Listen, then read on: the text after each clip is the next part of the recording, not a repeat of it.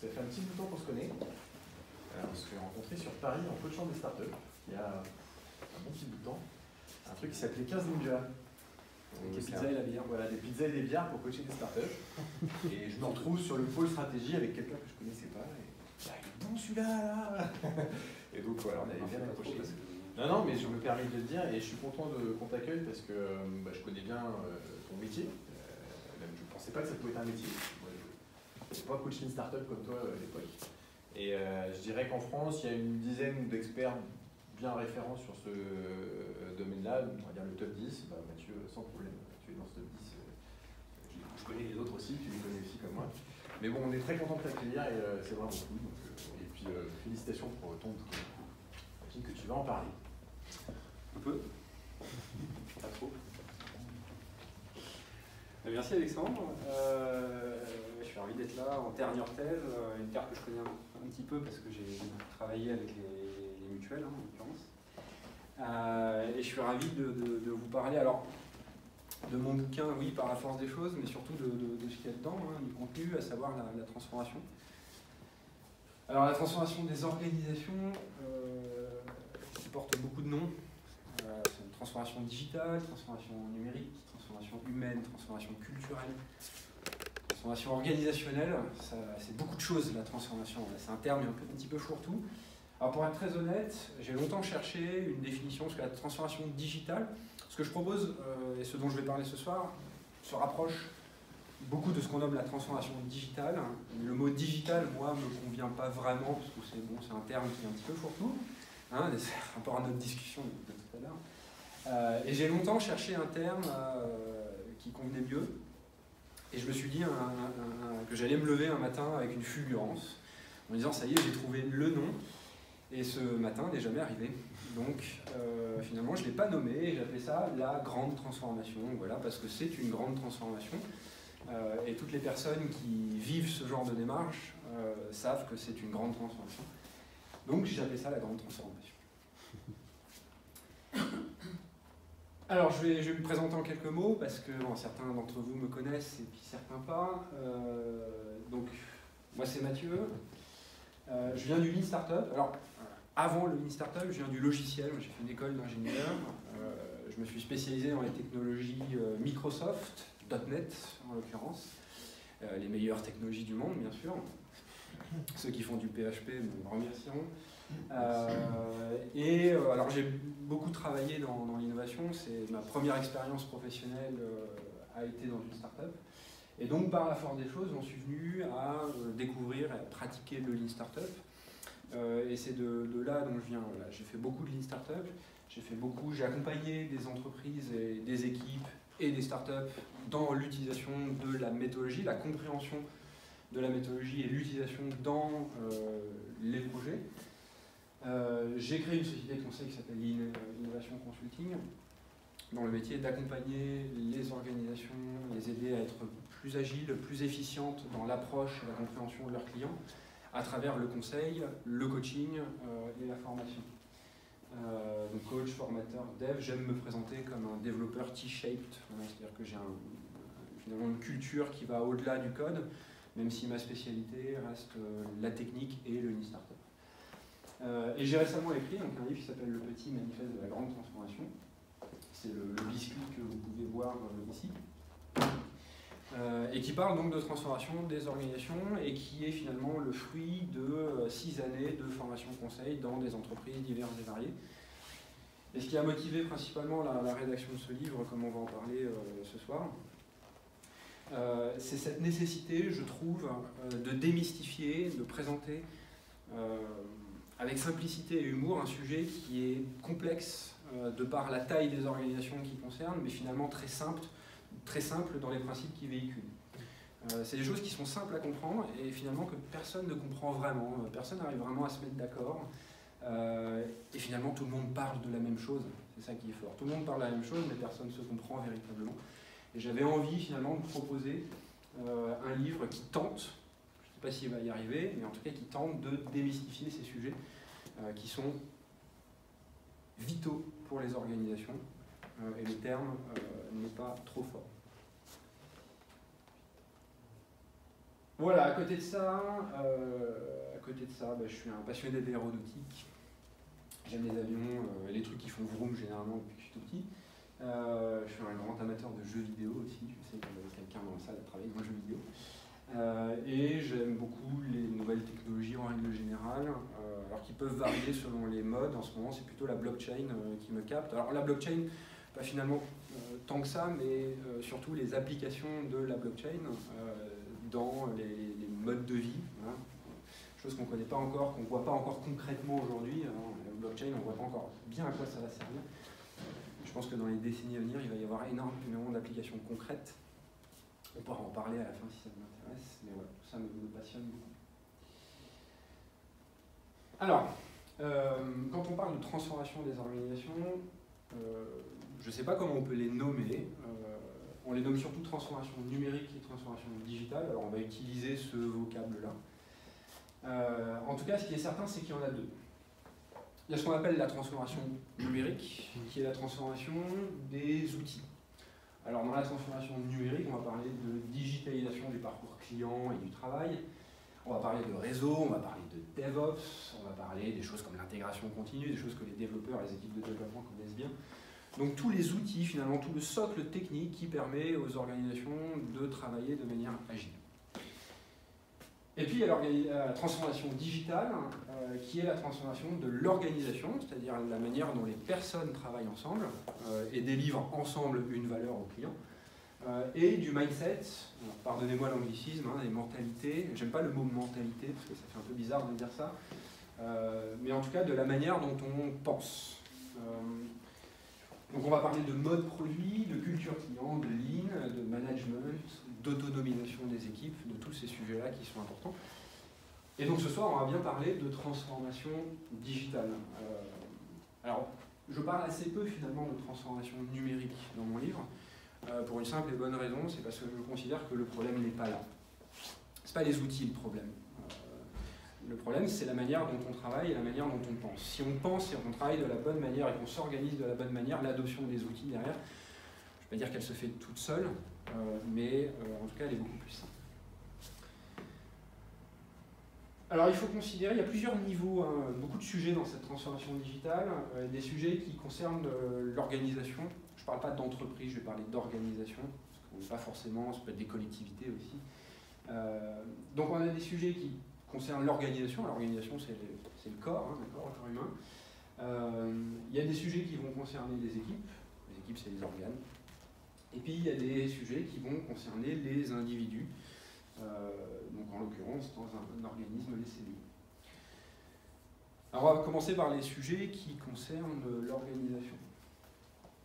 Alors, il y a un thème phare, qui est l'organisation produit, un grand P. Attention. Ça ne rigole pas. L'organisation produit, c'est un thème qui est assez récurrent.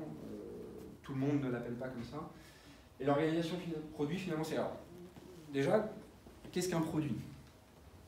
Alors, un produit, c'est un concept qui est au centre de trois choses qui sont relativement importantes, à savoir le client, la valeur qu'on va délivrer à ce client, et la solution, c'est-à-dire le socle qui va permettre de délivrer cette valeur.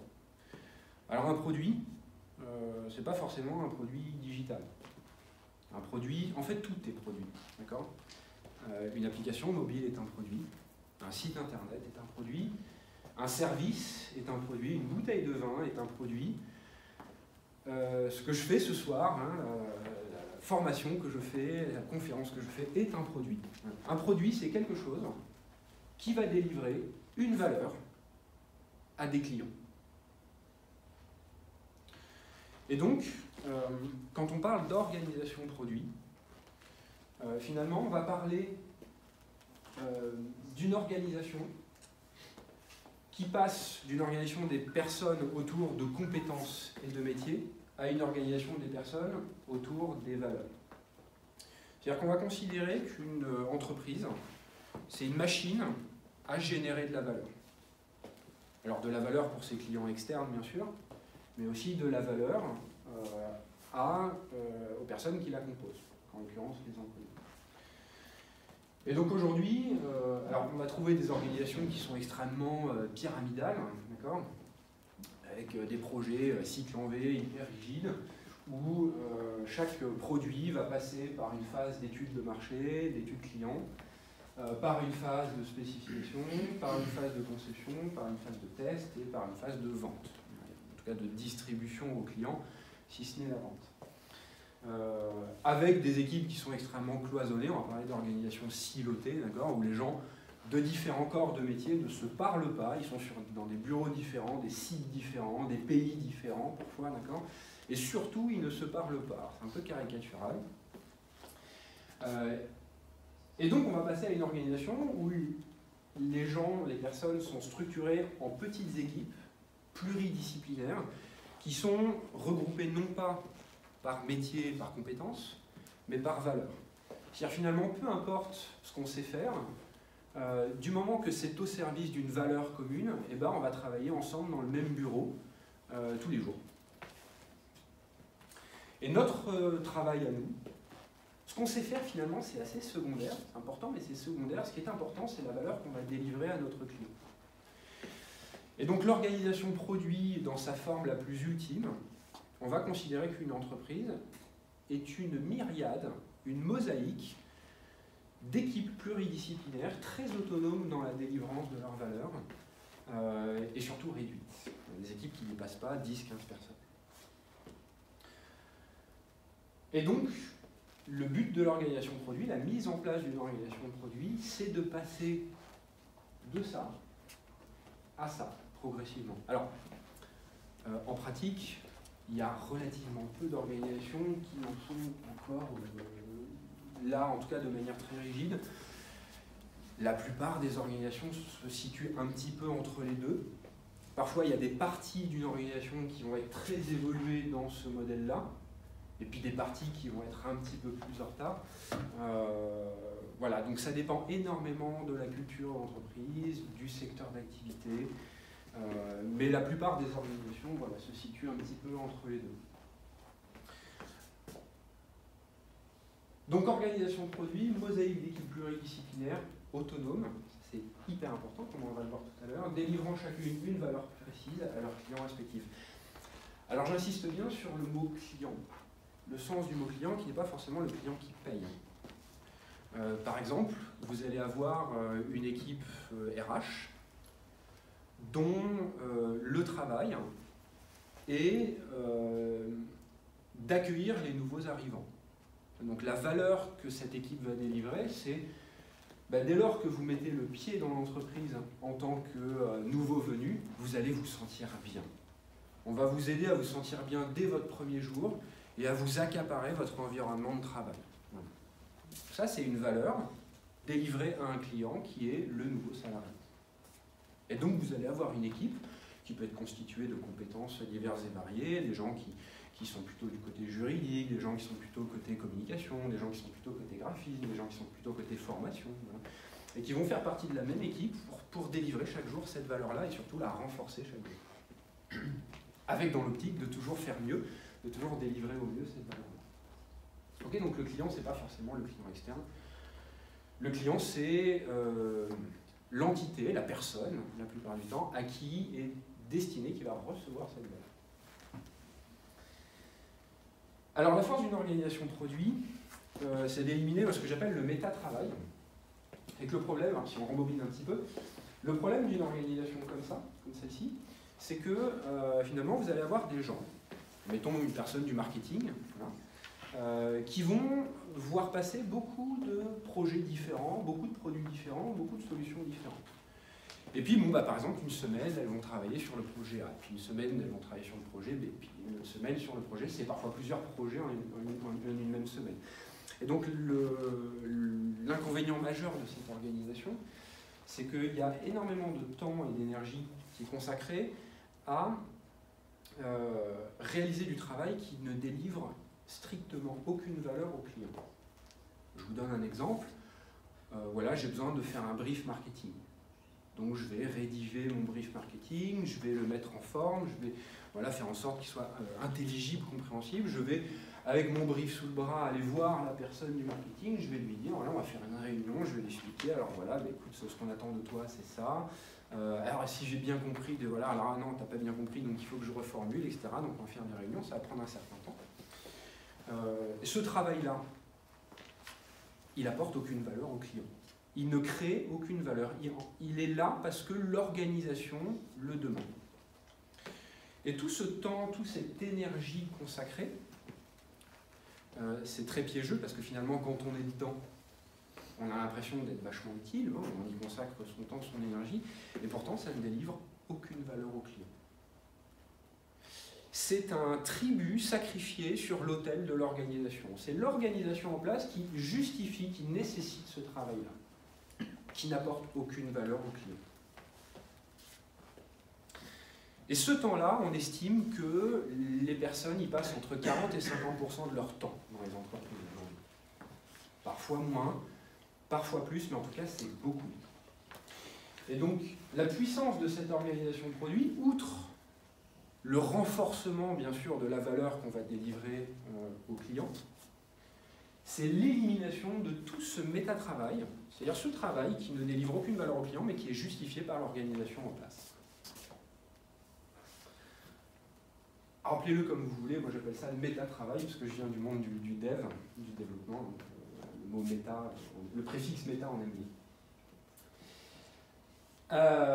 Dans ces organisations-là, on va parler de management par le coaching. Alors, je constate que les managers s'en prennent plein la figure quand on parle de transformation. Le manager ci, le manager ça, c'est la faute du management ne sait pas faire, le manager tyran, etc. Et tout, le manager, ils s'en prennent plein la lunette. Alors que finalement, voilà, le management coach, finalement, c'est cette posture du manager qui va passer, on va passer d'un mode de management basé sur le contrôle. On va aller voir les gens, on va leur dire, voilà, qu'est-ce que tu as fait de ta journée, donc présente-moi un planning, il faut que tu sois capable de me dire que, voilà, ce que tu vas faire demain, ce que tu vas faire après-demain, etc. Alors tes métriques de performance, etc. Donc là, on a un management qui est basé sur le contrôle. Un management qui est basé finalement sur le coaching, alors coaching c'est un grand mot, en tout cas sur l'alignement. C'est-à-dire dans cette organisation-là, ce mode produit, alors on se projette dans un mode produit finalement où on a nos petites équipes pluridisciplinaires qui vont aller délivrer en autonomie leur valeur au client, je dis bien en autonomie, c'est-à-dire que les personnes se lèvent le matin, elles arrivent au travail, la question qui les obsède, c'est qu'est-ce que je vais pouvoir faire de nouveau pour mes clients aujourd'hui ? Qu'est-ce que je vais pouvoir faire pour renforcer cette valeur que je délivre aux clients ? Alors, moi individuellement, mais enfin moi en tant que membre d'une équipe, on n'est bien d'accord, sans demander la permission. C'est-à-dire, il ne s'agit pas d'aller voir le chef et lui dire « est-ce que je peux faire ça ?» Non, si tu penses que c'est bien, si tu penses que ça délivre de la valeur, il faut y aller. Le manager, dans cette organisation-là, il a un rôle qui est extrêmement important. Il est là pour faire en sorte que cette capacité de prise d'initiative et cette autonomie qu'ont les individus au sein des équipes ne deviennent pas les ennemis de la stratégie et de l'alignement de l'entreprise. Alors, l'équipe, voilà, elle est composée de gens qui sont payés, donc ça coûte de l'argent à l'entreprise, donc forcément on n'est pas là pour enfiler des perles, mais on est là pour quand même servir l'entreprise, et on est là pour faire gagner de l'argent à l'entreprise. Et parfois, voilà, alors l'autonomie, il ne s'agit pas de dire ouais, bon, bah, vous venez au boulot, puis vous faites ce que vous voulez, on s'en fiche, finalement non. Vous faites ce que vous voulez, vous faites ce qui vous paraît bien pour vos clients, mais il ne faut pas que ça desserve l'entreprise. Vous n'êtes pas tout seul, vous êtes une équipe parmi d'autres, il ne faut pas que ce que vous faites desserve les autres équipes, desserve le travail des autres équipes et surtout desserve l'entreprise. Le manager, il est là pour aligner les équipes. C'est-à-dire, vous êtes autonome, oui, mais cette autonomie, elle doit servir à un objectif global et une stratégie globale. Et ça, c'est le rôle du manager moderne dans l'entreprise. Le rôle du manager, c'est pas de regarder par le menu tout ce que les gens font. Voilà. On a des managers aujourd'hui qui en sont réduits à faire ça, pas parce que ça leur fait pas plus plaisir que ça. Moi, j'ai vu beaucoup de managers qui sont des gens très bien, qui le font parce que l'organisation les conduit à faire ça, et puis finalement, tout tout le monde finit par trouver ça complètement normal au sein d'une organisation. Et tout le monde fait pareil, on m'a dit qu'il fallait faire ça, bon, je le fais, ça fait des années que je le fais. Bon. Et finalement, ce n'est pas le rôle d'un manager. Le rôle d'un manager, il est là pour responsabiliser, il est là pour autonomiser les gens, et il est là pour faire en sorte que ces équipes s'épanouissent. Et donc ça, cette posture de management par le coaching, elle est intrinsèquement liée à cette organisation de produits dont on parle. Alors cette autonomie, à l'échelle de l'entreprise, elle est aussi très importante parce que c'est une grosse composante de l'organisation de produits, on va en parler tout à l'heure. C'est cette capacité à approcher directement le client. Vous connaissez le principe des AMAP, d'accord, les AMAP, c'est on va aller chercher ces produits directement aux producteurs, ce sont des coopératives. J'ai besoin de poireaux, j'ai besoin de carottes, au lieu d'aller au supermarché où les produits passent par tout un tas d'intermédiaires, je vais aller directement acheter au producteur. Donc zéro intermédiaire entre le champ et l'assiette, ou presque, d'accord, en tout cas un minimum. C'est exactement pareil avec l'approche du client. Cette approche du client, cette connaissance du client, parce qu'on va fabriquer une solution qui va apporter une valeur à des clients, donc il faut que la solution soit en adéquation avec ce que vivent les clients, avec leur environnement, avec leurs besoins, avec leurs problématiques. Donc il faut comprendre ces choses-là. Il faut s'imprégner de la philosophie du client. Et ça, il ne faut pas le déléguer. Les gens qui travaillent sur la solution sont ceux qui connaissent le client. Et ce sont ceux qui les connaissent le mieux. Donc il faut qu'il y ait zéro intermédiaire entre le client et les gens qui vont travailler sur la solution.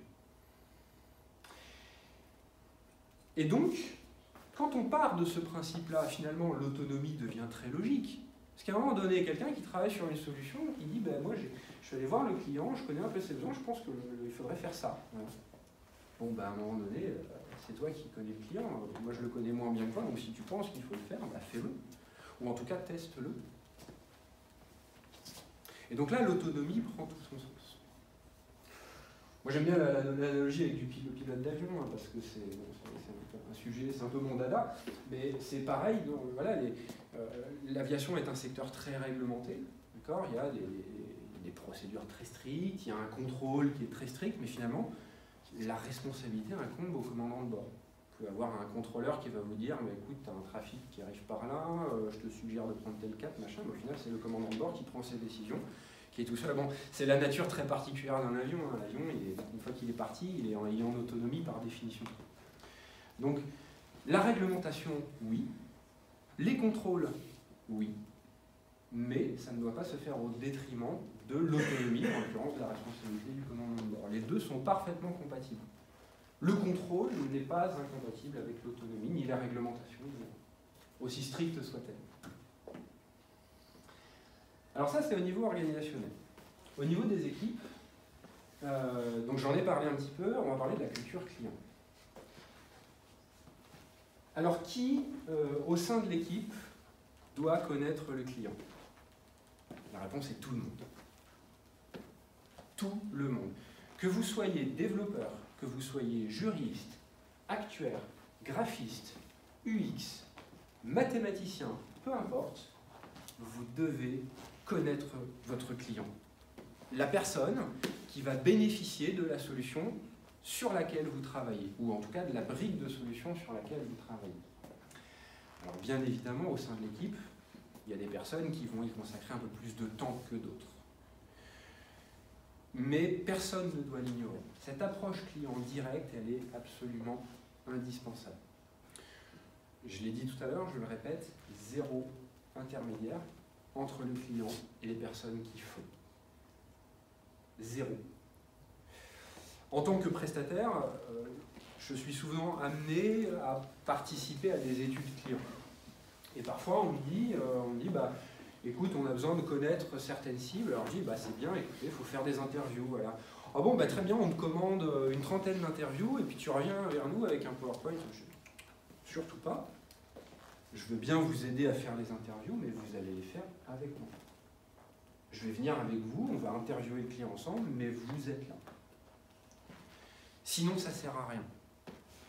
Sinon, ça ne sert à rien parce que ce soit des prestataires externes ou des services internes à qui on délègue ces choses-là, Au final, les personnes qui sont amenées à travailler sur la solution, elles vont avoir une synthèse de synthèse de synthèse de synthèse. Alors déjà, ces synthèses de synthèse de synthèse, faut les produire, donc tout ça, c'est du méta-travail, donc c'est ce qu'on cherche quand même un peu à éliminer. Et en plus, cette connaissance du client, elle se dilue, c'est-à-dire que vous confiez cette responsabilité de retirer des informations, de dire, bon, ça c'est pas important, je vais pas le mettre dans la synthèse. On peut pas tout mettre parce que sinon ça fait 40 pages. Donc ça, je vais le retirer. Mais sur quelle base on dit ça, je vais le retirer? Étant donné que ce n'est pas les personnes qui retirent qui travaillent sur la solution derrière. Et puis ces informations qu'on retire, en admettant qu'elles ne soient pas importantes là maintenant tout de suite, elles le seront peut-être dans 6 mois. Et si on les retire, elles vont se perdre dans les limbes, on ne sait pas où, voilà. Et puis on va devoir refaire des études, ça n'a pas de sens. Voilà. Donc tout ça, c'est source de beaucoup de gaspillage. Ce gaspillage qu'on cherche à éliminer, donc la culture client, elle est indispensable. Donc la culture client, s'imprégner de la philosophie du client, le comprendre, regarder comment il vit, l'observer dans son milieu naturel, c'est indispensable et c'est la responsabilité de chaque personne au sein d'une équipe produit.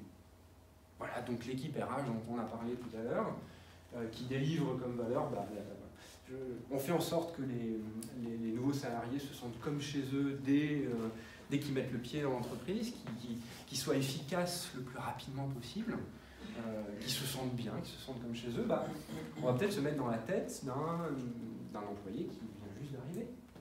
Puis on va passer du temps avec eux, on va les connaître, on va dire ok, qu'est-ce qui te fait peur, quels sont tes problèmes, qu'est-ce qui t'empêche de bosser. Voilà, on va essayer de comprendre ce qui se passe dans la tête de ces gens-là. Et les personnes qui doivent comprendre, c'est les gens qui vont derrière proposer des solutions. C'est aussi simple que ça. Donc des interviews, on va aller voir les gens, on va aller les rencontrer, on va passer du temps dehors. Alors ce qui est marrant avec les interviews, c'est que souvent, les gens qui n'en font pas ne comprennent pas. Moi, ça m'arrive souvent de voir des équipes qui vont partir en interview. Bon les gars, on va place d'Enfer Rochereau, on va aller choper des touristes, puis on va les interviewer. Et puis bon, à côté, on a des gens qui vont, les gars, amusez-vous bien, hein, ouais, vous allez faire des interviews, c'est bien. Et les gens qui vont faire des interviews, quand ils reviennent et qu'on leur demande, alors, qu'est-ce que tu as appris, souvent ont beaucoup de mal à expliquer ce qu'ils ont appris. C'est très compliqué d'expliquer du vécu à des gens qui ne l'ont pas vécu.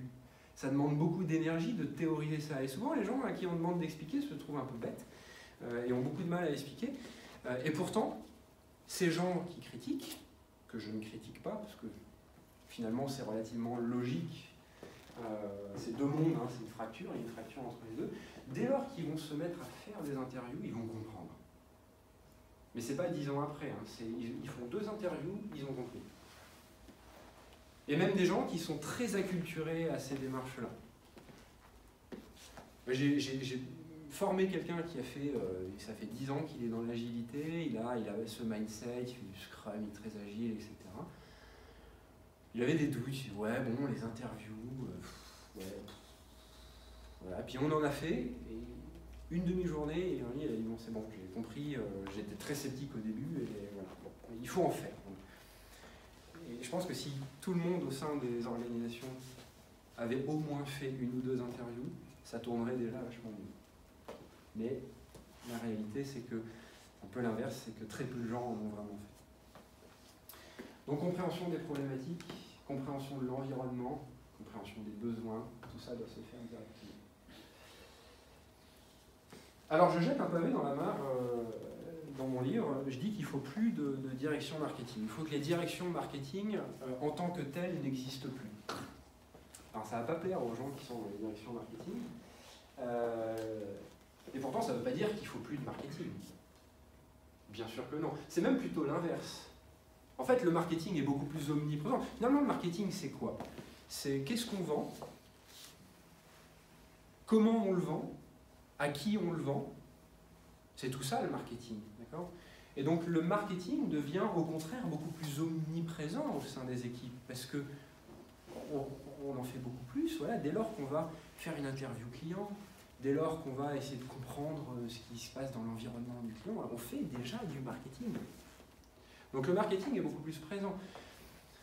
Le fait de dire que les directions marketing ne doivent plus exister en tant que telles, c'est qu'il faut arrêter de déléguer cette connaissance du client. c'est plus possible.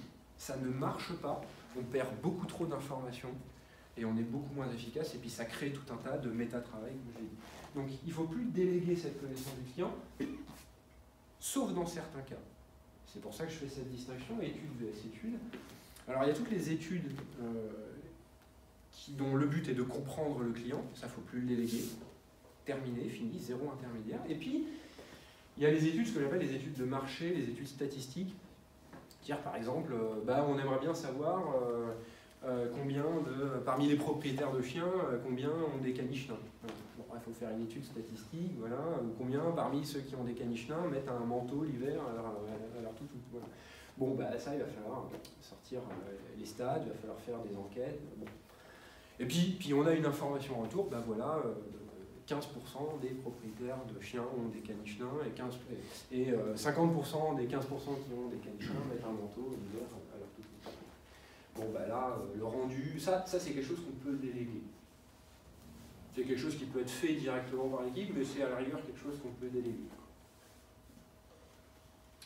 D'accord? Donc, au sein de ces organisations, si la connaissance du client est du ressort de l'équipe produit en question, si études statistiques il y a sur les marchés, éventuellement ça peut être le rôle d'équipe produit dédiée au sein d'un reliquat de direction marketing.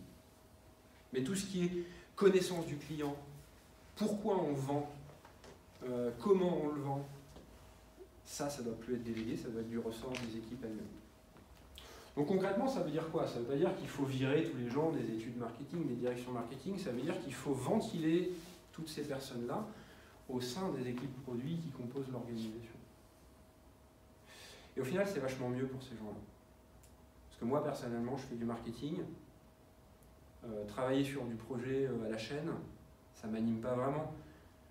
Pour quelqu'un qui fait du marketing, quoi de mieux d'observer directement l'effet de la solution dans les mains des gens.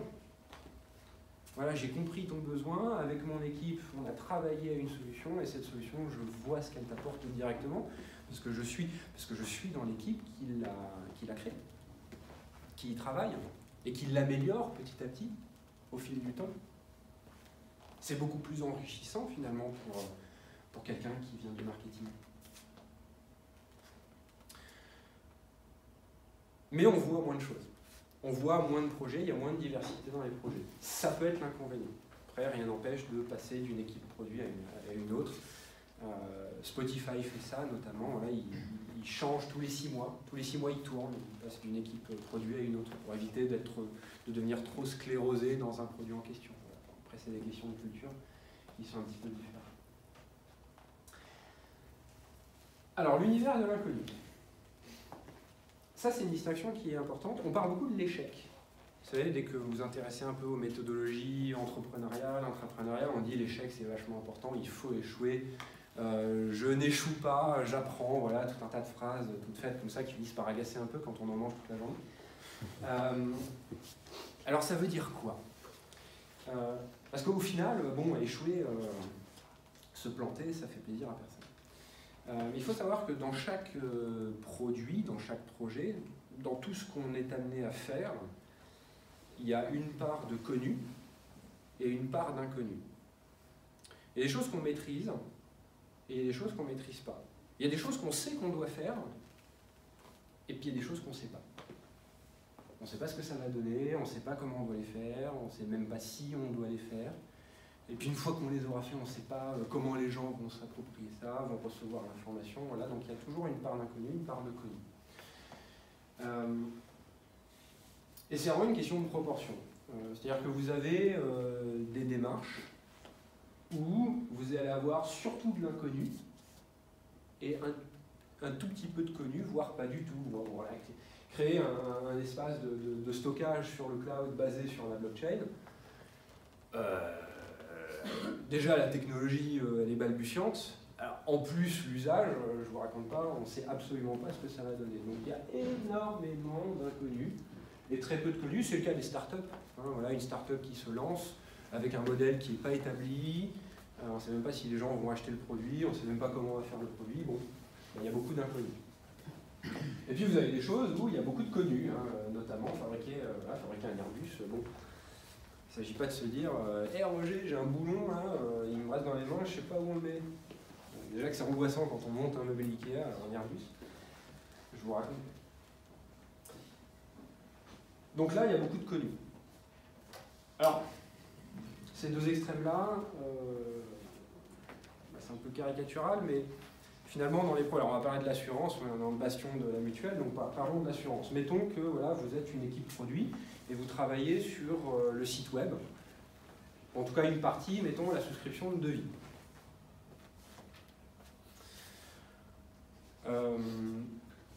Et puis il y a une réglementation qui tombe, et là on vous dit, bah, maintenant, dans la souscription de devis, il va falloir demander aux gens une photocopie de leur carte d'identité, un scan de leur carte d'identité. Peu importe, j'invente. Hein. Bon là, a priori, il n'y a pas beaucoup d'inconnus. Il faut le faire, on ne se pose pas de la question de savoir s'il faut le faire ou s'il ne faut pas le faire, il faut le faire, c'est la réglementation. Donc on est obligé de le faire. Techniquement, il n'y a pas énormément d'inconnus non plus. Il faut prévoir des serveurs qui ont la capacité de traiter ces choses-là, ces données, ces nouvelles données, ce nouveau flux entrant. Il faut prévoir l'espace de stockage sécurisé pour stocker les scans des cartes d'identité. Ça, tout ça, les technologies existent, elles sont connues, c'est des métiers, hein, attention, ça ne s'improvise pas. Mais voilà, on peut faire appel à des prestataires, on peut faire appel à des compétences identifiées. Il faut que ça se fasse bien, et là, il ne faut pas échouer. Il ne s'agirait pas que les photos des cartes d'identité soient piratées par un Russe qui s'amuse avec... voilà. Donc ça, il faut que ça soit bordé, sécurisé. Et donc là, on est dans le connu. Par contre, si le projet n'est pas issu d'une contrainte réglementaire, donc il y a un assureur qui se dit, bah, le formulaire pour souscrire un devis, il est hyper compliqué, il prend du temps, ça enquiquine les gens de rentrer toutes ces données-là. Donc, on a une super idée. On va proposer aux gens de scanner leur pièce d'identité et à partir de là, on va sortir toutes les données. Se connecter à des bases, des fichiers d'état civil, etc. Peu importe. Là, il y a énormément d'inconnus. Est-ce que les gens trouvent que le formulaire est trop long? Là, c'est une question, on ne sait pas. Il faudrait déjà le déterminer, ça. Est-ce que ces personnes-là vont accepter de scanner leur pièce d'identité? Qu'est-ce qui va se passer dans leur tête? Est-ce qu'ils ne vont pas avoir peur qu'on leur pirate des informations? Ouais, c'est mon assureur, j'ai pas envie qu'ils aillent chercher des trucs qui ne les regardent pas, etc. Donc, il y a plein de choses qui vont se passer dans la tête de ces gens-là. Et puis, mettons qu'on le mette en place. Est-ce qu'on va vraiment gagner du pourcentage de conversion sur le formulaire de souscription de devis avec ce nouveau système? Ça se trouve, l'effet va être inverse, on va en perdre. Donc des points d'interrogation, là, il y en a partout, donc là, il va y avoir beaucoup d'inconnus. Alors si je fais cette distinction connu, univers du connu, univers de l'inconnu, c'est qu'elle est essentielle. C'est-à-dire dans chaque projet, vous allez avoir une part d'inconnu, une part de connu. Quand vous êtes face à de l'inconnu, la bonne approche, c'est l'expérimentation. On va essayer des choses qui vont potentiellement fonctionner et qui ne vont potentiellement pas fonctionner. Et quand on est face à l'univers du connu, là, ce n'est pas de l'expérimentation qu'il faut, c'est de l'exécution, en l'occurrence du projet. Voilà le résultat que je dois obtenir, et la question ne se pose pas, je dois obtenir ce résultat. Voilà le budget dont je dispose, voilà les moyens dont je dispose, et je vais m'assurer de parvenir au résultat escompté, attendu, avec les moyens dont je dispose dans le temps imparti. Ça s'appelle le projet, la gestion de projet. La gestion de projet est une arme d'exécution. Et ça fonctionne très bien quand on évolue dans l'univers du connu. Par contre, dès qu'on évolue dans l'univers de l'inconnu, ça ne fonctionne plus du tout et ça devient même complètement toxique. Ça vous est déjà arrivé de passer plus de temps à travailler sur des plannings et des rétro-plannings qu'à travailler sur le projet en question? Ça nous est tous arrivé à un moment ou à un autre. Ben ça, c'est parce que vous essayez de placer une logique d'exécution dans l'univers de l'inconnu. En fait, à ce stade-là, c'est pas de la prévision, c'est de la prédiction. On n'est pas là pour prédire, on est là pour prévoir, en l'occurrence dans l'univers du connu. Donc cette question de l'échec, pour en revenir à là, quand on est dans l'univers du connu, il ne faut pas échouer. L'échec n'est pas une option, il faut réussir. Il faut se donner les moyens de réussir. Ah, je construis un pont, bon, ici. Je sais pas, tu crois qu'il faut mettre une poutre épaisse comme ça ou épaisse comme ça? Bon, on verra bien si ça s'effondre. Par contre, quand on est dans l'univers de l'inconnu, on teste, on expérimente. Et l'expérimentation sans éventualité de l'échec n'a pas de sens. Quand on teste quelque chose, il faut accepter l'idée que ça puisse s'échouer. Et si ça échoue, si ça ne fonctionne pas, ben on va essayer autre chose. On va apprendre de cet échec, et puis on va essayer autre chose. Quelque chose qui est basé sur l'enseignement qu'on a tiré de cet échec. Et là, ça prend tout son sens. Donc quand vous êtes au sein d'une équipe produit, vous allez faire face parfois à de l'inconnu, parfois à du connu, et la réponse que vous allez mettre dépend beaucoup de l'univers dans lequel vous évoluez. Est-ce que vous êtes dans une logique d'exécution ou d'expérimentation? Est-ce que vous êtes dans une logique d'itération ou une logique de projet? Et c'est pas du tout la même chose. Le Lean Startup, qui est l'arme... Alors bon, j'ai un affect particulier avec le Lean Startup parce que j'en fais depuis longtemps. Mais le Lean Startup, c'est... Alors si vous ne connaissez pas le Lean Startup, je vous la fais en très accéléré. C'est une méthodologie, mais qui utilise des principes qui existent pour la plupart depuis très longtemps, qui est une approche expérimentale qui a été développée par des startups pour des startups et qui consiste finalement à itérer le plus rapidement possible, partir d'hypothèses. Alors voilà, je veux faire une application mobile, je pense qu'il va falloir qu'elle ait telle fonctionnalité, je pense que c'est ces gens-là qui vont l'utiliser, je pense que les gens vont être prêts à dépenser 15 € par mois pour mon application, pour utiliser l'application. Bon, tout ça, ce sont des hypothèses. Gros point d'interrogation, on ne sait pas finalement si ces hypothèses sont vraies ou fausses. Donc ces hypothèses-là, je vais les identifier, puis une par une, je vais les vérifier. Et je vais les vérifier en mettant en place des expériences qui permettent de tester ces hypothèses le plus rapidement possible. D'accord ? Donc vous allez avoir des hypothèses qui sont liées au client, des hypothèses qui sont plus liées à la solution, au produit.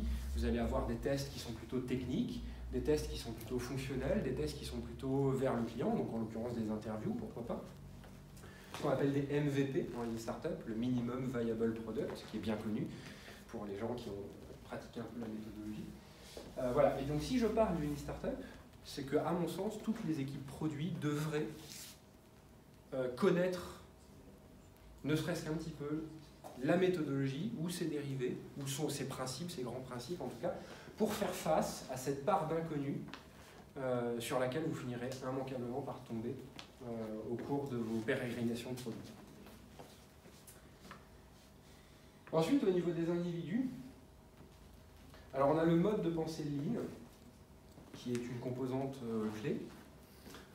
Alors, le Lean, en règle générale, c'est cet état d'esprit qui consiste à éliminer le gaspillage. C'est vrai que le mot Lean, on le croise partout, c'est même devenu un adjectif, voilà, cette équipe elle est Lean, moi je suis Lean, toi t'es Lean, toi, ouais non, pas trop, eux ils sont pas super Lean, d'accord. Bon. Quand on parle de Lean, on parle d'une manière générale de réduction du gaspillage. Et quand on colle le mot Lean à un autre mot, on parle de réduction du gaspillage dans le domaine concerné. Donc le Lean Manufacturing, on va essayer de réduire le gaspillage dans la production d'un bien physique, une voiture par exemple. Quand on parle de Lean Management, on va réduire le gaspillage d'énergie principalement et de potentiel humain dans la gestion d'une organisation humaine. Quand on parle de Lean Startup, on va essayer de réduire le gaspillage dans le cycle de découverte du produit, du modèle économique. D'accord ? La logique est toujours la même. Donc finalement, être Lean, c'est un peu ça, c'est se construire une petite boussole, avoir un petit baromètre dans la tête qui commence à biper dès que vous travaillez sur quelque chose qui n'est pas fondamentalement utile. Dire là, j'ai un peu le sentiment de perdre mon temps, j'ai l'impression que ce que je suis en train de faire ne délivre pas vraiment de valeur, ça sert à rien. Bon. Ben ça, je vais le limiter le plus possible. Au final, être Lean, c'est un peu débusquer ce méta-travail dont on parlait tout à l'heure, mais à l'échelle individuelle. C'est ça la philosophie. Alors la pensée problème, elle est intéressante, celle-là, c'est un état d'esprit qui est un petit peu particulier.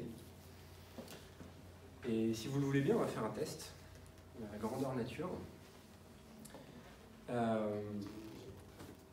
Rappelez-moi votre prénom. Gaël. Gaël.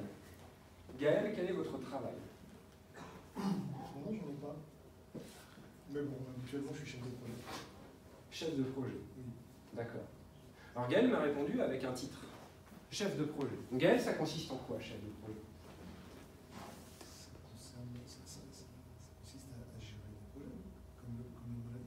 Donc gérer les projets, Gérer des équipes et à développer des solutions, livrer des solutions. D'accord, donc livrer des solutions, gérer des équipes, chef de projet. Donc Gaël m'a répondu assez naturellement en exprimant une solution.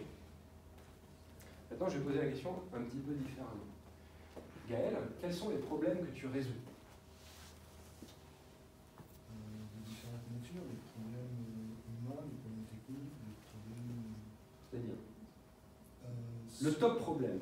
J'imagine qu'il y en a plusieurs, mais le principal problème que tu résous par ton travail. Je passe au tutoiement. Le principal problème, c'est de mettre en cohérence le plan du projet avec les impondérables et les problématiques au jour le jour qu'on peut rencontrer. Alors, mettre en cohérence le plan du projet avec les impondérables, c'est encore une solution. Mettre en cohérence. C'est positif, tout ça. Donc, ça n'est pas un problème. Ça peut ne pas être vu comme un problème, mais ça reste, je dirais, un grain de sable qu'il va falloir éliminer au quotidien pour pouvoir faire avancer les choses. Alors Gaël, tu as toute une pièce qui réfléchit en même temps que toi et qui se dit, s'il m'avait posé la question, qu'est-ce que j'aurais répondu? Donc t'inquiète pas, Gaël, tu vas tout ça. Alors, Gaël rame un peu, mais c'est normal. C'est parce que exprimer des problématiques, c'est compliqué et c'est contre nature. En fait, en tant qu'être humain, on a un cerveau qui est câblé pour penser solution. Mais pas un cerveau qui est câblé pour penser problème. Parce que on nous bassine depuis la plus tendre enfance, on dit que les problèmes c'est mal, le problème c'est négatif, il faut penser positif, d'accord? Donc on va exprimer des solutions. Finalement, peut-être qu'un problème que tu viens résoudre par la chefferie de projet, c'est que si on ne rappelle pas les objectifs aux gens, ils ont tendance à ne pas les respecter. Ça peut être ça, on peut l'exprimer comme ça, on peut l'exprimer différemment. Vous pouvez aider Gaël aussi à exprimer le problème que les chefs de projet viennent résoudre. Problème de délai, problème de qualité, l'adéquation entre le cadre, le cahier des charges et la réalisation, le temps qui passe, le budget qui est clair, les problèmes sont multiples. Ok, donc si on peut les formuler différemment, si on ne traduit pas ce qui est écrit dans le cahier des charges en langage chiffré, en planning avec des délais exprimés, et les personnes qui travaillent sur le projet ne comprennent pas forcément le cahier des charges, ça peut être ça aussi. Et donc vous font faire quelque chose qui n'est pas en adéquation avec le cahier des charges. Par exemple. Voilà. Alors il y a plein de manières différentes de l'exprimer, mais toujours est-il qu'à la base, si on est là, c'est pour résoudre des problèmes. Et ça c'est compliqué à exprimer, ça se travaille, hein, c'est une vraie gymnastique mentale. Au bout d'un moment, ça devient plus facile, mais en tout cas, ça n'est jamais simple. Et donc, si je parle de la pensée-problème, au niveau individuel, c'est qu'au final, quelle que soit l'équipe produit dans laquelle vous travaillez, merci Gaël, vous allez être amené au quotidien à résoudre des problèmes. C'est-à-dire que vous allez vous lever le matin en disant comment est-ce que je peux renforcer la valeur que mon équipe délivre à mes clients. Sous-entendu, quelles sont les nouvelles problématiques auxquelles je pourrais répondre? Et parmi les problématiques auxquelles on répond, est-ce qu'il y a des trous, est-ce qu'il y a des failles, est-ce qu'il y a des problématiques auxquelles on répond mal aujourd'hui par les solutions? Est-ce que les solutions qu'on développe sont bien adaptées pour répondre aux problématiques qu'on veut résoudre? D'accord? Toutes ces questions-là sont importantes et elles impliquent que chacun au sein de l'équipe ait bien compris et bien formulé, que ça soit bien clair à quel problème on répond, quels sont les problèmes des clients auxquels on répond. Alors une bonne illustration de ce genre de choses-là, et vous verrez la puissance finalement que ça amène, c'est vous connaissez le nudge, le nudging, la pratique du nudging. Alors nudge, c'est-à-dire pousser du coude, d'accord? Donc le nudging, c'est toutes ces choses toutes ces méthodes très douces qui permettent de modifier des comportements de masse. Alors quand on parle de modification des comportements de masse, ça fait penser à des solutions très violentes qui ont pu être expérimentées à travers les âges. Et bien, le nudging, c'est des choses très douces, très petites, très naturelles, qui vont pourtant avoir un impact énorme sur une communauté d'individus. Alors par exemple, pour pousser les gens à faire du sport, donc à bouder les escalators pour prendre les escaliers, on va mettre des marches musicales. Quand les gens montent les marches, ça fait des notes de musique. Voilà, ça a un impact énorme, il y a beaucoup de gens qui, de fait, prennent l'escalier. Pour pousser les gens à se mettre sur la droite quand ils ne marchent pas dans les escalators pour laisser un couloir à ceux qui veulent monter plus vite, puisqu'il y a toujours plein de gens qui se mettent en plein milieu, on met une ligne médiane, et puis à droite, on écrit sur les marches « pause », et à gauche, on écrit « sport ». Voilà, et juste ça, ça a un impact énorme. Et alors, il y a aussi autre chose, un exemple que j'aime bien, c'est la petite mouche qu'on trouve au fond des urinoirs, alors surtout les messieurs qui connaissent ça, les dames un peu moins. Mais mesdames, un jour de peu d'affluence, allez voir dans les toilettes des hommes, souvent, dans les urinoirs, il y a une mouche qui est dessinée au fond. Alors cette mouche, elle sert à quoi? Elle n'est pas là pour faire joli. Il faut savoir qu'à la base, il y a un problème. Il y a un problème qui est que les hommes ne visent pas toujours très bien. Et donc, il y a des gouttes par terre ou des gouttes à côté. Excusez-moi, c'est pas très ragoûtant, mais c'est vrai. Et donc ça, à la limite chez vous, vous faites ce que vous voulez, mais dans les endroits très fréquentés, ça peut parfois poser des problèmes d'hygiène. Donc, il y a la solution de mettre un panneau et d'écrire « Soyez sympa », faire appel à la compassion des gens. Soyez sympa, pensez aux gens qui nettoient, faites gaffe. Mais ça, finalement, ça part du principe que les hommes sont des salauds, finalement, qui n'en ont rien à cirer des gens qui nettoient et font preuve de peu de compassion, ce qui n'est pas vrai. La plupart des gens qui font pipi à côté ne sont pas des salauds sans cœur. Et donc, le panneau qui appelle à la compassion répond au mauvais problème. Finalement, le problème, c'est pas qu'on est des salauds sans cœur, c'est qu'on est distrait. C'est qu'il y a le mec à côté qui nous déconcentre, c'est qu'il y a de la télé dans le coin qui diffuse le match, c'est qu'on est un peu bourré aussi parfois, d'accord? Donc par la force des choses, on fait pipi à côté. Et il faut savoir, et ça c'est un principe du nudging, c'est que ça fait souvent appel à la manière dont le cerveau fonctionne, aux mécanismes qui régissent notre mode de pensée, c'est que nous les hommes, on ne peut pas s'empêcher de viser quelque chose quand on nous le propose. C'est absolument impossible. On est obligé de le faire. Et donc le nudging, dans ce cas-là, c'est on va mettre une petite mouche au fond des urinoirs, et puis quand un mec se pointe devant l'urinoir, forcément, il va viser la mouche. Et je vous mets au défi de faire autre chose, c'est biologiquement impossible. On est programmé pour ça, ne me demandez pas pourquoi, je ne ferai pas de parallèle douteux, mais c'est comme ça. Et ça marche hyper bien. Alors pour la petite histoire, c'est l'aéroport international d'Amsterdam, Schiphol, qui a expérimenté ça en premier.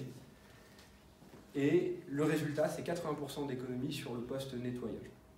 C'est pas moi qui le dis, d'accord? Ça marche hyper bien. Ça marche très bien parce que ce sont des petites solutions très simples, très bien faites, très bien conçues, et surtout, qui viennent résoudre le bon problème. À la base du nudging, il y a une parfaite compréhension, des mécanismes qui régissent le mode de pensée, mais il y a aussi une parfaite compréhension des problèmes sous-jacents. D'accord? Donc une bonne pensée problème, c'est déjà 50% du boulot fait dans la conception d'une bonne solution. C'est pour ça qu'au niveau individuel, cette pensée problème, elle n'est pas simple et elle est indispensable. Et puis l'autonomie individuelle, alors je vous la resserre, la carte de l'autonomie, parce qu'elle est importante. L'autonomie, ça fait peur. Alors si, au cours de votre carrière, vous êtes passé d'un poste salarié à entrepreneur, vous avez quitté votre job du jour au lendemain, vous êtes passé entrepreneur, si vous avez fait ça, vous savez à quel point c'est terrifiant. Parce que du jour au lendemain, alors quand on est en poste salarié dans une boîte, on a le boss qui nous dit « Ah, tu fais ci, tu fais ça », et puis au bout d'un moment, on dit « il m'enquiquine, j'en ai marre de mon patron », et puis un jour « Oh, ça y est, j'ai quitté mon patron, j'ai créé ma boîte ». Et puis là, On se retrouve tout seul, il n'y a personne pour nous dire quoi faire. Plus personne. C'est flippant. Ça fait hyper peur de ne plus avoir personne pour nous dire quoi faire. Ça fait peur, pourquoi? Parce qu'on est libre d'un coup. Alors libre de faire de belles choses, mais aussi libre de se planter lamentablement. La liberté, c'est à double tranchant. C'est la liberté de faire des choses bien et la liberté de se planter. Et si vous vous plantez, bah, c'est de votre faute. C'est pas la faute de personne, c'est votre faute à vous. Et ça, c'est... Donc cette liberté, cette prise d'autonomie, il ne s'agit pas de dire aux gens, bon les gars, on a mis en place une organisation de produits, c'est formidable, soyez libres, allez-y, faites ce que vous voulez, servez vos clients. Bon, bah non, ça n'a pas marché. Cette prise d'initiative, cette prise d'autonomie, elle est extrêmement compliquée. C'est un parcours du combattant au niveau individuel. Pour parvenir à cette prise d'autonomie, cette prise d'initiative, ça demande souvent beaucoup de coaching, beaucoup de travail de coaching, d'accompagnement au sein des organisations. Ça ne se fait pas tout seul, c'est pas simple, et c'est normal. Okay, c'est pour ça que je vous l'ai resservi, la carte autonomie au niveau individuel. Alors pour terminer sur une vision globale de cette transformation, il ne faut pas oublier que ces démarches de transformation-là sont des démarches qui sont top-down, c'est-à-dire qui sont souvent impulsés par la direction. On va dire, bon voilà, on retrousse les manches, on va se transformer, on va faire comme ça. Et c'est aussi une approche bottom-up. S'il n'y a que la direction qui est impliquée dans la démarche de transformation, ça ne marche pas. S'il n'y a que les équipes qui sont impliquées dans la démarche de transformation qui disent « ouais, c'est bien, on va aller rencontrer le client, ouais, on va faire directement zéro intermédiaire, on va se regrouper, etc. » et que la direction n'est pas impliquée dedans, ça finira, il y a bien forcément un moment où il y aura le plafond de verre et ça ne va pas fonctionner, ça ne va pas porter ses fruits. Donc, c'est une approche hybride, top-down, bottom-up. Si une des deux parties fait défaut, ça ne fonctionne pas. Moi, j'aime bien prendre l'analogie de la construction du tunnel sous la Manche. Si vous avez suivi un peu la construction du tunnel sous la Manche, ce n'est pas les Anglais qui ont fait tout le chemin, ce n'est pas les Français qui ont fait tout le chemin. Il y a deux équipes, une équipe britannique, une équipe française, qui ont commencé à creuser chacun de leur côté et qui se sont retrouvés au milieu. Alors je crois que les Anglais ont un peu plus creusé que les Français. Mais en tout cas, ils se sont retrouvés à peu près au milieu. Voilà. Donc c'est un peu la même chose dans ces démarches de transformation. C'est le management part forcément avec un mode de pensée qui est différent. Les collaborateurs, les personnes qui travaillent dans les équipes partent de leur côté, puis les deux se retrouvent au milieu. Et puis, finalement, les maîtres d'œuvre, les ingénieurs, il y a toute une classe de ce qu'on appelle le middle management, qui a un fardeau bien lourd à porter sur les épaules, qui est finalement de se transformer soi-même, et aussi de faire en sorte que les deux se retrouvent au milieu. Et c'est souvent sur cette classe de middle management qui peut être très importante dans des très grosses organisations, qui a cette lourde responsabilité sur les épaules, c'est-à-dire d'aligner tout le monde et de faire en sorte qu'on se retrouve bien et qu'il n'y en ait pas un qui se retrouve 100 mètres plus haut et l'autre 100 mètres plus bas. Une autre chose importante, parce que ça on le voit souvent, c'est que parfois il y a une organisation à deux vitesses, c'est-à-dire qu'on fait tout bien, on se transforme, on met en place tous ces principes-là, mais que à une direction, un service. Alors souvent, c'est la DSI, le digital, qui a le privilège de se transformer comme ça. Et malheureusement, on a souvent parfois tendance à oublier les autres, le marketing, les RH, la compta, la prod, le juridique. Voilà. Pourtant, on parle d'une transformation globale, c'est-à-dire ce mode d'organisation de produits n'est pas l'apanage des équipes digitales, c'est pas réservé aux gens qui travaillent sur les applications mobiles, qui travaillent sur les sites web, qui travaillent dans les produits digitaux, c'est tout le monde. Et c'est dommage d'ailleurs parce que notamment les RH sont extrêmement compatibles avec ce mode de faire. Ok, donc moi je crois fortement en une transformation. Alors on va pas essayer de transformer tout le monde d'un seul coup parce que sinon ça va pas fonctionner. Il ne faut pas transformer une direction, dire voilà ces gens-là c'est les ninjas, c'est les gourous, ils font du lean, ils font de l'agile, etc. Puis les autres vous êtes des pouilleux, vous n'êtes pas capables de faire de l'agile. Mais de transformer peut-être un petit peu tout le monde en même temps et de commencer par sélectionner des gens dans pas mal de services différents, de composer des premières équipes produits avec ce mindset, ces choses-là, et de commencer à les faire travailler pour essayer ensuite de faire grandir l'organisation de manière très homogène au sein de l'entreprise. Commencer comme ça, c'est le meilleur moyen de créer plus tard des conflits internes. On l'a vu notamment plein de fois avec la MOA, avec le marketing, les gens qui disent bah non, vous travaillez dans votre coin, vous êtes agile, mais nous on l'est pas, nous on fonctionne comme ça, on fonctionne différemment, et ça met les bâtons dans les roues de tout le monde. Et c'est des choses qui prennent énormément de temps à désamorcer une fois que c'est installé. Une fois que le conflit s'est sclérosé au sein de l'organisation. Donc finalement, la meilleure manière de transformer, c'est un petit peu comme ça. Voilà, l'organisation est aussi agile que la moyenne de l'agilité individuelle des personnes qui vivent.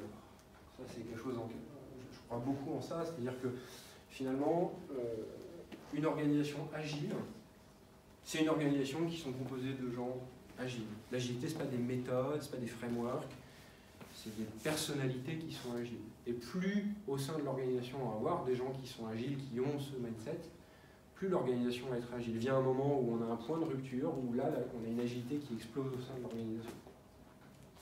Ok, donc pas hésiter à commencer petit, mais être très inclusif dans les directions qu'on implique dans cette démarche.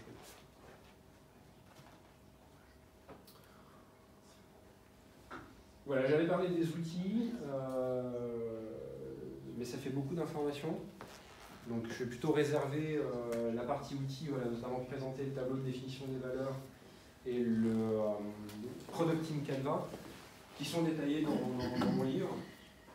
Je préfère vous en parler voilà, autour des plastiques de vin qu'on voit là-bas, si le sujet vous intéresse, qui sont des outils qui vont vous aider à faire prendre, à cristalliser votre transformation, et notamment le découpage, le passage d'une organisation silotée au passage d'une organisation produit centrée autour des valeurs, et de le faire en douceur, en bonne intelligence avec tout le monde. Bon, je vous en parlerai tout à l'heure si le sujet vous intéresse.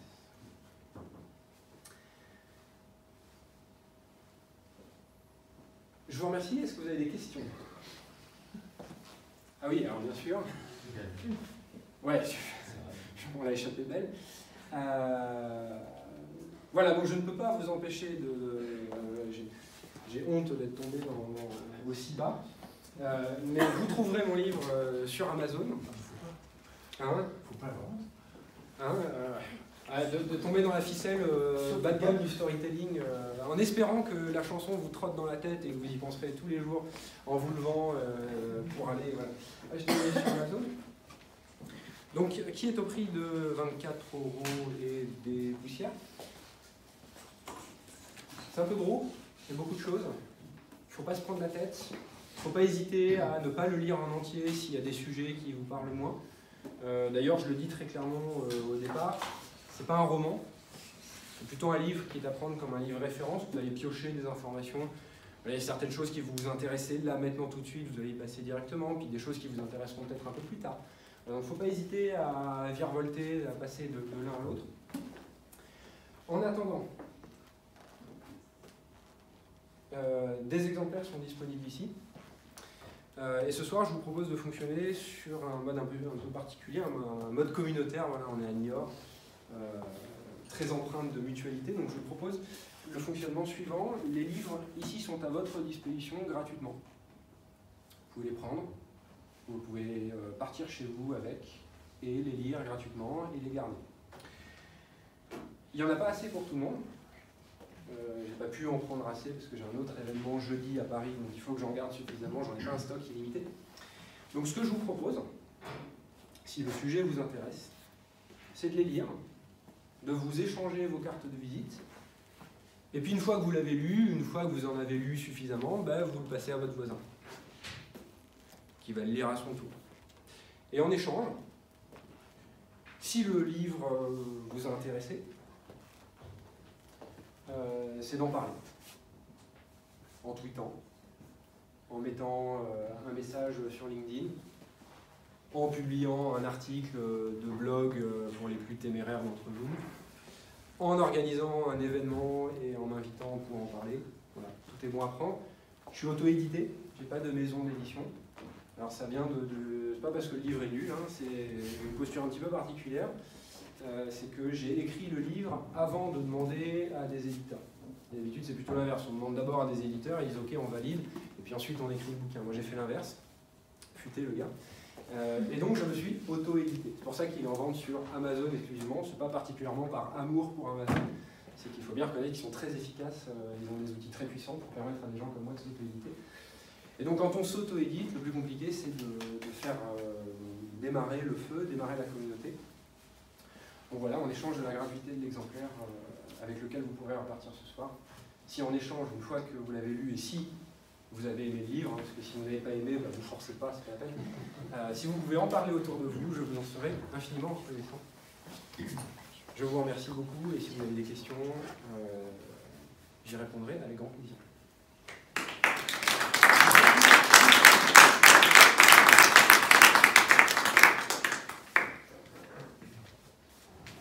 Et on peut passer au plus intéressant. Juste 2 petites minutes, moi, du coup. Déjà, on est ravis de vous accueillir. Donc là, on est dans la pépinière d'entreprise. Donc, nous, on a nos bureaux, nos wikis juste au-dessus.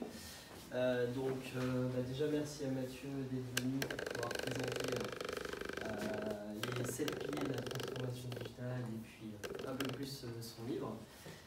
Donc nous, chez Wiki, là, on lance notre organisme de formation, parce qu'on pense que justement cette acculturation qu'on commence avec We Innovenir, c'est quand même quelque chose d'important pour accélérer le développement, la transformation des mutuelles, notamment, mais également des autres comptes avec lesquels on peut travailler. Et Mathieu ici présent, Alexandre ou Stéphane ici font partie des formateurs en fait qui vont intervenir, je l'espère, très régulièrement auprès de vous.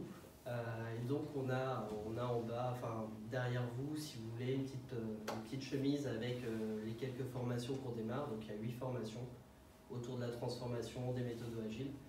Donc n'hésitez pas à les consulter, à nous poser des questions, à en parler au service RH si ça vous intéresse. Et donc on se fera un plaisir de venir vous voir. Et donc on vous offre un petit apéro pour pouvoir continuer à échanger et parler de ce sujet-là. Merci.